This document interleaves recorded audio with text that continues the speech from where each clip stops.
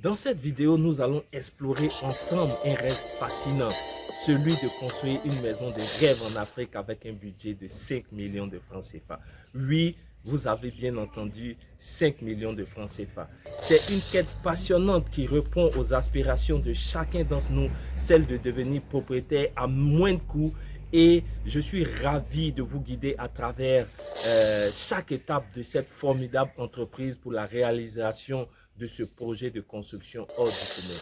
Dans les prochains instants, nous allons plonger dans l'univers de la construction tout en explorant mes astuces et stratégies acquises au fil des années dans le domaine de la construction immobilière. Ensemble, nous allons transformer votre rêve en réalité. Vous vous demandez peut-être si cela reste réellement possible de construire une maison de qualité avec un budget de 5 millions de francs CFA.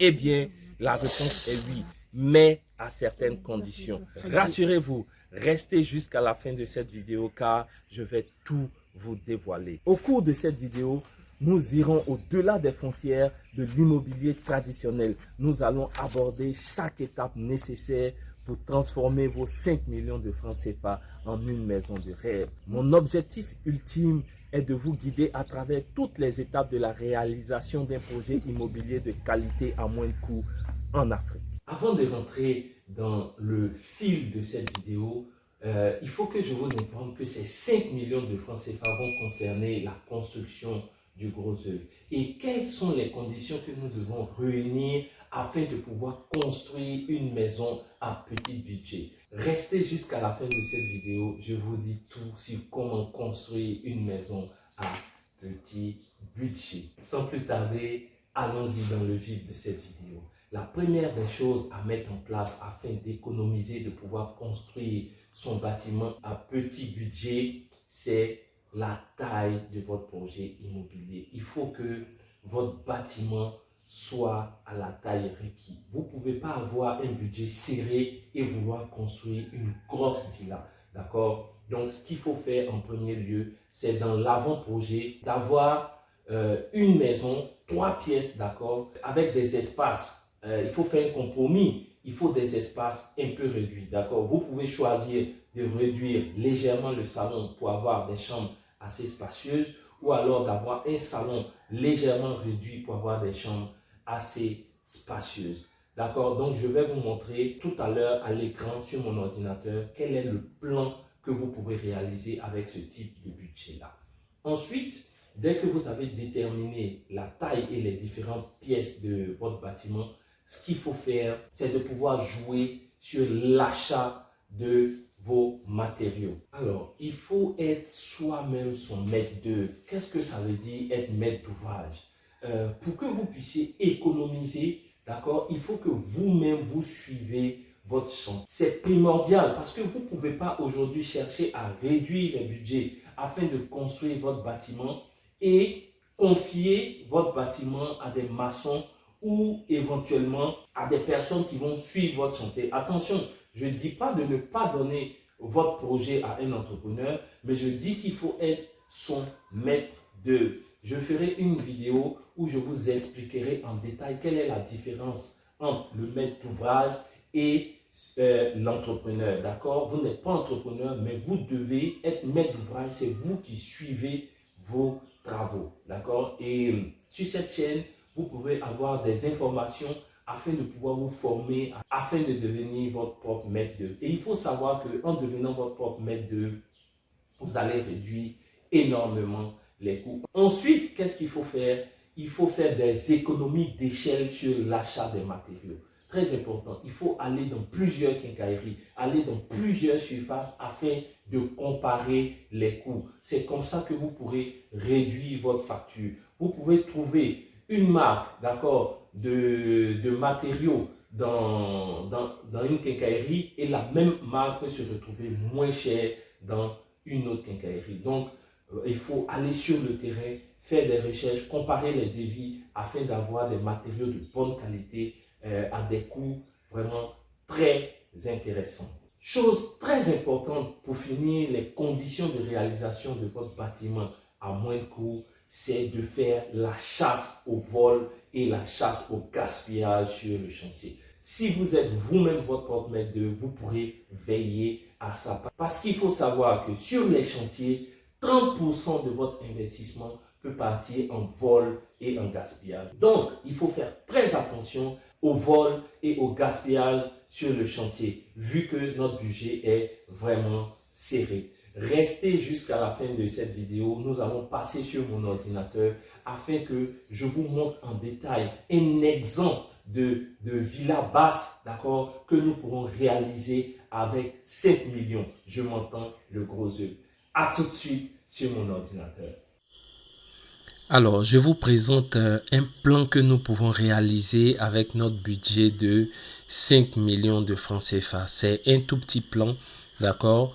Vous pouvez apprécier un peu comment ce plan-là se présente. Et avec notre budget de 5 millions de francs CFA, nous pouvons réaliser ce type de plan. D'accord? Avant d'aller plus loin dans la vidéo et de vous expliquer comment il faut faire avec 5 millions de francs CFA pour réaliser ce projet, je vous invite à vous abonner si vous aimez ce contenu, et cela permet à l'algorithme de Facebook de vraiment bien classifier nos vidéos, et ça nous motive et ça me motive personnellement à faire plus de vidéos. Alors, prends une seconde, clique sur le bouton j'aime, abonne-toi et clique sur la cloche de notification afin de recevoir ce type de vidéo là qui te permettra d'évoluer dans le domaine de l'immobilier. Alors, donc comme je disais, nous voici avec un plan, d'accord? On va analyser ce plan là ensemble et je vous expliquerai au fur et à mesure qu'est-ce qu'il faut faire afin de rester dans son budget de 5 millions de francs CFA. Alors, qu'est-ce que nous devons analyser sur ce plan? Déjà, ce plan, il est sur 7 mètres, d'accord, ici, sur 11 mètres. Voilà, donc vous voyez que 7 sur 11, je calcule rapidement pour que vous puissiez voir. 7 sur 11, ça vous fait 77 mètres carrés. C'est-à-dire que notre surface constructible sera sur 77 mètres carrés. Donc déjà, souvenez-vous, je vous ai dit, la première chose à faire, la première condition, c'est d'avoir un plan qui va vous permettre de rester dans votre budget de 5 millions de francs. Donc, il faut un plan assez ergonomique, mais il ne faut pas aller sur des surfaces assez grandes, d'accord? Et sur cette surface-là de 7 sur 11, si vous ne savez pas trop lire un plan, c'est pas un souci, vous allez suivre avec moi. Et il faut savoir que sur la chaîne, vous aurez bientôt une vidéo que je suis en train de préparer sur comment lire un plan. Alors, sur ce plan-là, nous avons ici l'entrée. Voilà, ici, vous voyez, c'est cette entrée-là que nous avons ici. C'est schématisé ici. C'est pas bien visible, mais je pense que nous avons notre entrée quelque part ici. Alors, qu'est-ce qui va se passer? Nous rentrons ici dans la maison. Là, c'est la terrasse, cet endroit-là. Voilà, nous sommes ici au niveau de la terrasse. Voilà, donc ici, nous sommes sur, il y a les espaces verts, il y a la petite terrasse ici, et là, il y a la porte d'entrée. Donc, nous rentrons dans le séjour. Voilà, un plan assez clair, assez simple, assez épuré. Et ce type de petit plan-là est facile à réaliser et vous coûtera vraiment moins cher.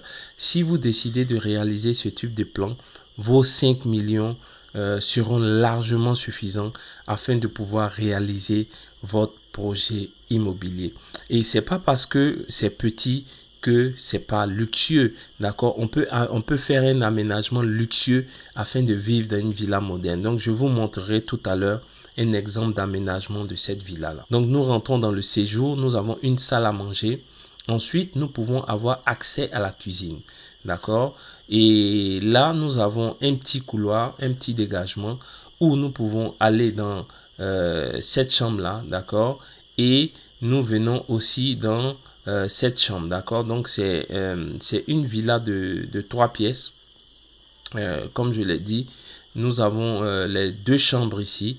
Nous avons le salon là, la cuisine et la terrasse. Alors, ici, dans ce plan-là, on a voulu vraiment économiser. Et donc, la chambre principale qui est ici n'a pas ses toilettes personnelles. Quand nous avons un petit budget, on est obligé de faire des concessions. D'accord? On aurait pu améliorer le plan ici. Vous pourrez le faire en mettant des toilettes ici. D'accord? En mettant peut-être des toilettes ici pour la chambre principale. Et des toilettes dans ce petit couloir là qui va servir aussi de toilettes pour cette chambre et éventuellement de toilettes pour les visiteurs. Voilà. Donc si vous rendez cette chambre là indépendante en termes de toilettes, il va sans dire que votre budget va flamber parce qu'il va vous falloir créer des toilettes visiteurs.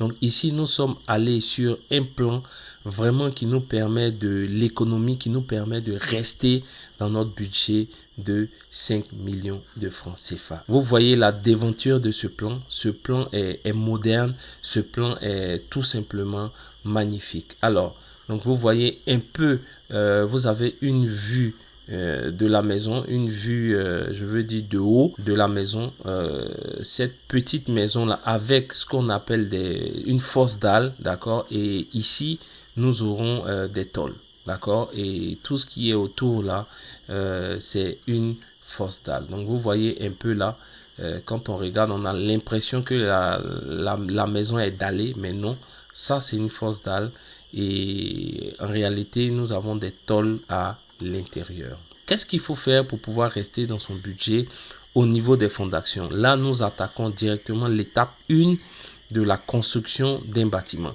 Et donc, je vous ai expliqué qu'il fallait déjà aller sur un plan assez petit, mais comme vous le voyez sur, comment on appelle ça, sur ces dessins, le plan est moderne et le plan est magnifique. Voilà, même si les surfaces sont assez petites. Afin de rester dans notre budget pour cette villa-là, nous avons fait une fondation simple qu'on appelle une fondation simple avec des semelles filantes, d'accord. Et donc rapidement pour vous parler de la fondation, je vais vous montrer ce croquis là. Une fondation, très souvent nous faisons les fouilles, on fait les semelles filantes et ensuite on coule un béton de propriété, d'accord, ici entre 4 cm minimum et certains vont jusqu'à 8 cm et tout ça. Et nous, comme notre budget est vraiment serré, nous allons être au taquet des normes. Ça veut dire que notre béton de propriété va être coulé à 4 cm ici et le béton de propriété sera dosé à 150 kg par mètre cube. D'accord, ne vous inquiétez pas, ça je reviendrai là-dessus par rapport aux différents dosages. Aujourd'hui, c'est pour que vous puissiez comprendre qu'est-ce qu'il faut faire, qu'est-ce qu'il faut mettre en place afin de respecter un budget assez serré. Donc, nous sommes vraiment au taquet et nous sommes sur une villa basse. Dans tous les cas, au niveau du béton de propriété, il sert juste comme son nom le dit à rendre les fouilles propre, d'accord. C'est vrai que le béton de propriété en lui-même n'a pas de, je veux dire, n'a pas de portance ou n'a pas de rôle spécifique dans la construction de votre maison. Certains le diront, le béton de propriété est dosé à 200 kg par mètre cube, d'autres iront jusqu'à 250 kg par mètre cube. Écoutez, nous restons au taquet des normes et la norme, je veux dire que si vous avez 150 kg par mètre cube pour le béton de propriété, c'est déjà correct. Donc nous allons aller sur ça. Ensuite, alors vous voyez ici que l'armature métallique ici pour notre fondation n'est pas posée sur le béton de propriété. Et ce qui est recommandé, il faut le décaler d'environ 4 cm, d'accord, afin que lorsque nous allons couler le béton, d'accord, pour la fondation, il ne soit pas en contact avec le béton de propriété et par rapport au béton, il sera bien situé et il aura une portance plus résistante, d'accord. Alors, donc nous ici, vous voyez ici la hauteur du béton que nous devons couler, c'est de 20 cm minimum, d'accord. Donc nous, comme je vous le dis, je vous montre cette image là qui nous permet de rester au taquet des normes. Ok, certains vous diront qu'il faut couler 30 cm, d'autres 40 cm pour la fondation, mais je vous dis que pour une villa basse avec 20 cm de béton dosé à 250 kg par mètre cube, c'est parfait, ça tiendra votre maison et il n'y aura aucun souci. Voilà, que souvent quand nous faisons des vidéos, nous avons toujours des experts qui nous font des commentaires. On n'est pas censé tout savoir. Donc si vous avez d'autres idées, vous pouvez nous les apporter en commentaire et je me ferai la joie de vous répondre. Donc alors, il faut doser son béton pour sa fondation. Ici, le béton que nous allons couler à 250 kg par mètre cube. Cela vous permettra de toujours rester dans votre budget de 5 millions. Et concernant la fondation, d'accord, sur ces armatures là, il y a des potelets, je ne sais pas si on les appelle comme ça, qui viennent s'ancrer là depuis la fondation et qui sortent, et cela nous permettra de pouvoir faire des colonnes, d'accord, afin de pouvoir réaliser notre projet. Alors une colonne, c'est des, vous avez sûrement dû voir ça, d'accord, on va voir ici. Non, c'est un peu flou. Voilà. Déjà, une colonne, c'est un coffrage que nous faisons aux angles, d'accord, en fonction de l'étude, et nous coulons avec une armature en fer à l'intérieur, enfin du fer. En fonction de l'étude, nous coulons de la fondation jusqu'au pion. Voilà, afin de pouvoir solidifier notre maison. Ici, ces potelets là seront sortis là pour la fondation, et après le ferronnier raccordera au fur et à mesure que l'élévation se fera. Voilà, donc concernant l'étape 1, concernant la fondation, si vous souhaitez rester dans votre budget de 5 millions, le conseil que je vous donne, c'est vraiment de rester au taquet des normes. Suivez les normes, ne dosez pas moins, respectez les normes, vous aurez un beau bâtiment et vous serez dans votre budget de 5 millions de francs CFA. Alors, ici, nous allons attaquer l'élévation. L'élévation, c'est quoi? C'est le fait de faire monter, d'accord, votre maison. Voilà. Donc, notre maison ici, nous allons revenir au plan afin de pouvoir calculer le nombre de briques. Ça, c'est une astuce que je vous montre rapidement. Afin de pouvoir calculer le nombre de briques en élévation et même en fondation, il faut calculer les périmètres. D'accord? Tout ce que j'ai mis en vert ici, d'accord, ça c'est pour le calcul du périmètre de notre futur bâtisse. Alors, donc ici nous allons prendre un exemple. Là, ici vous voyez que en longueur nous avons 7 mètres et en largeur 7 mètres et en longueur nous avons 11 mètres. D'accord. Pour vous expliquer rapidement comment calculer le périmètre, il faut additionner les longueurs et les largeurs. Donc ici rapidement, pour aller vite, on va pas aller dans les détails pour que la vidéo soit pas trop longue. Si nous avons un périmètre de 7 mètres, d'accord, plus 11 mètres, plus 7 mètres, d'accord, plus 11 mètres, ça nous fait... Alors, ensemble, ça nous fait 36 mètres. Périmètre fait 36 mètres. C'est un exemple. Je n'ai pas pris le périmètre exact ici, d'accord, pour que la vidéo soit pas trop longue. Mais je me dis, je vous explique ici rapidement. Si on doit calculer le périmètre de ce rectangle-là, on prend 7 mètres plus 11 mètres, plus ici 7 mètres plus 11 mètres, d'accord, ça nous fait 36 mètres, grosso modo. Donc, vous, si vous devez calculer le périmètre par rapport au plan, vous devez prendre cette surface-là, plus celle-là, plus celle-là, plus celle-là, plus celle-là, plus ici, plus cette surface, plus celle-là, plus celle-là, plus ici, plus là, pour avoir le périmètre de votre bâtiment. Ensuite, une fois que vous avez le périmètre de votre bâtiment, petite astuce rapide, hein, d'accord, je vous ferai une vidéo détaillée sur comment calculer le nombre de briques par rapport à un projet immobilier.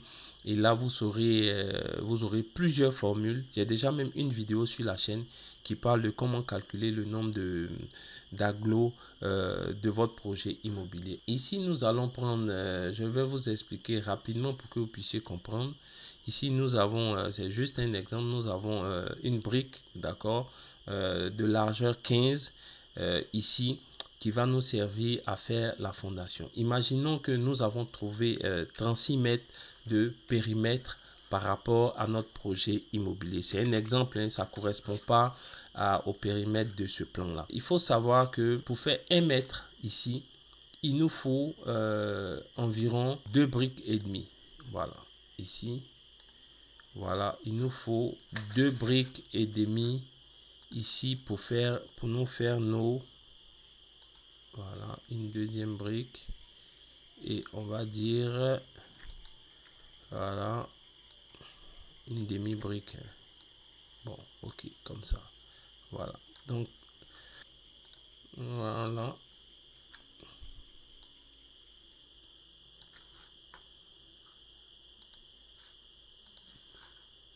Ok, donc ici nous avons 2 briques et demi font environ 1 mètre.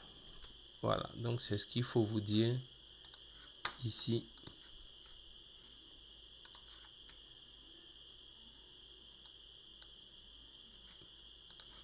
Voilà. Donc 2 briques et demi font, les briques font là, ils sont d'une longueur de 40, d'accord, et la demi-brique fait 20. Donc si on fait 40, 40, 20, c'est vrai que nous avons les joints, mais on va se dire que comme nous sommes en train d'estimer le nombre de briques, on va se dire que 1 mètre ici nous prend 2 briques et demi de 15, d'accord, les briques classiques en 15.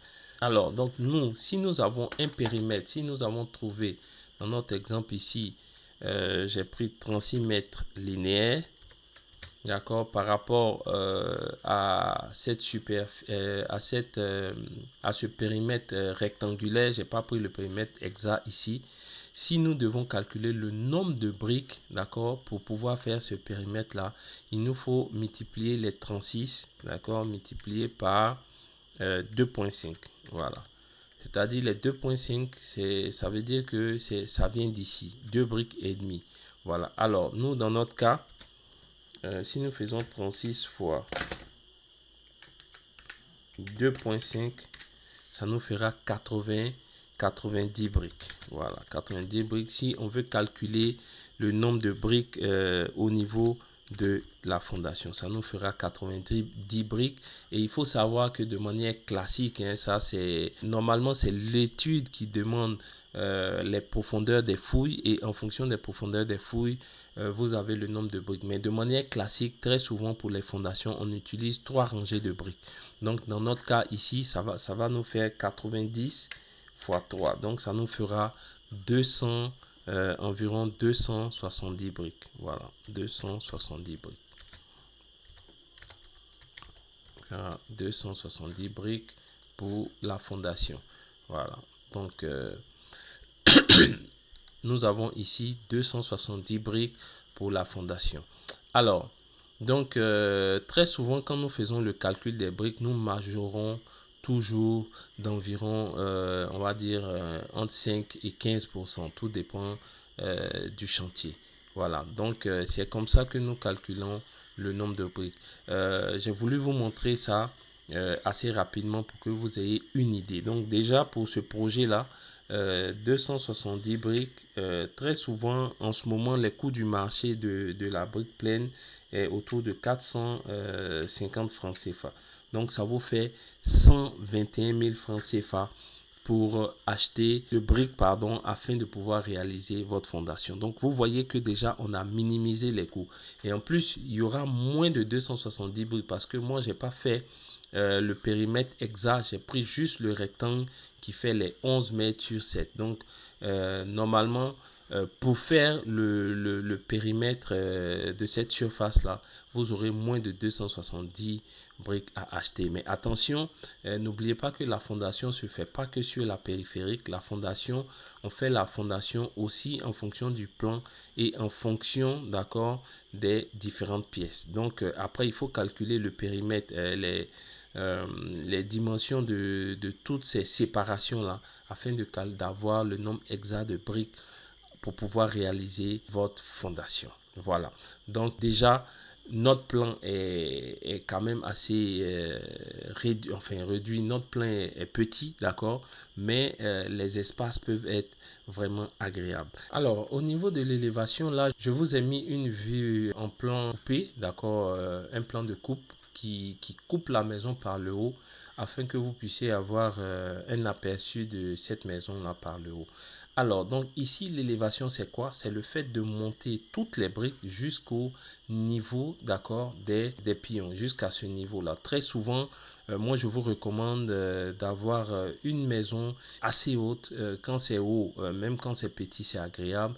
Et bon, les normes demandent déjà au bout de 2,5 mètres, c'est déjà bon. Mais si vous allez jusqu'à 3 mètres, ce sera encore plus agréable. Alors, donc pour faire l'élévation ici, pour monter les murs jusqu'à ces 3 mètres là, on peut faire le même principe de calcul des briques afin de déterminer le nombre d'agglos creux, d'accord, 15 creux qu'il va falloir afin de pouvoir élever votre bâtiment. Voilà. Donc, l'élévation, pour que vous puissiez rester dans vos coûts, ce que je vous recommande, c'est vraiment de pouvoir soit vous-même faire vos briques, d'accord, ou alors aller sur le marché. Aujourd'hui, les briques turques sont de qualité assez correcte, d'accord. Faire le tour des briques turques afin d'avoir les meilleurs prix pour pouvoir rester dans votre budget. Donc, au niveau de l'élévation de cette maison, grosso modo, vous pourrez dépenser un peu moins de 2 millions de francs CFA. Voilà, pour la fondation, vous serez autour des 1,5 et pour l'élévation, vous serez autour des 2 millions de francs CFA. Donc, si nous prenons 1,5 million plus 2 millions, nous sommes déjà à 3,5 millions. Il va nous rester 1,5 million pour faire la couverture. Donc, vous voyez que déjà, ça reste réalisable en gros œuvre sur ce projet-là. Afin de pouvoir réaliser la couverture de ce bâtiment-là, pour que nous puissions rester dans notre budget, il faut être vraiment vigilant à l'achat de nos matériaux. Et ce que je voulais vous dire aussi, c'est qu'il faut beaucoup faire attention sur les chantiers. Il faut faire attention au vol et au gaspillage. Il faut dire que sur les chantiers, 30% de votre investissement risque de partir en vol et en gaspillage si vous n'êtes pas attentif au suivi de votre projet. Ici, notre projet est assez serré. Nous sommes sur le gros œuvre. Et si nous devons perdre, je veux dire, 30% de nos 5 millions, déjà, nous perdrons 1,5 million francs. C'est le coût de la réalisation de notre couverture. C'est-à-dire, pour acheter le bois, pour acheter les tollbacks et tout ça, 1,5 million est largement suffisant. Mais si vous ne faites pas attention, si vous ne suivez pas le chantier assidûment, si vous n'êtes pas rigoureux avec les ouvriers, avec les techniciens, vous risquez de perdre les 1,5 million francs qui doivent normalement servir à couvrir votre bâtiment. Alors, c'est pour ça que je vous dis que pour réaliser ce type de projet, il faut que vous soyez vous-même votre propre maître d'œuvre. D'accord? Je prépare très prochainement une formation qui va vous expliquer un peu comment suivre un chantier, et je pense que cette formation là nous la ferons en présentiel, d'accord, et je vous expliquerai, on fera une masterclass sûrement, je vous expliquerai quelles sont les étapes à suivre afin de pouvoir réaliser vous-même, afin de suivre vous-même votre propre chantier et devenir votre propre maître d'œuvre, même si vous avez rien, même si vous ne savez rien de l'immobilier, même si vous connaissez rien en construction immobilière. Alors, je vous remercie infiniment d'avoir suivi cette vidéo. Et donc, il faut savoir que 5 millions, c'est possible pour réaliser un gros œuvre pour ce type de bâtiment-là. Et je vous remercie du fond du cœur de me suivre. C'était Stéphane Kakou de Africa Business Success et à très bientôt dans une prochaine vidéo. Allez, ciao!